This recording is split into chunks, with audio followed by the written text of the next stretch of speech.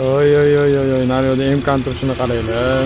Bugun 7-iyun, hozir studiyaga qarab ketyapman. Xudo xolisa bugun syomkamiz bor. O'shani chiroyli qilib o'tkazib olishimiz kerak. Ishxonaga ham kelib oldim. Shunday endi yo'lni o'tosam bo'ldi. Jigarlar statistikaga qaraganda 72% odam obuna bo'lmasdan kuzatayotgan ekan. Jigarlar obuna bo'lib qo'yinglar. Mana qolsin. Bo'ldi 7-8 minutda. Aha, rahmat. Naryoqda imkon turishini qaranglar. Buni rasmini xudo xolisa agar olsam, Telegram kanaliga tashlab qo'yaman. O'shanga Telegram kanalimizga ham o'tib olinglar. Xo'p, ishxonaga ovqat ham oldim. Endi magazinga kirib ichishga bitta suv olsam, shu bilan ichkarida o'tiramiz.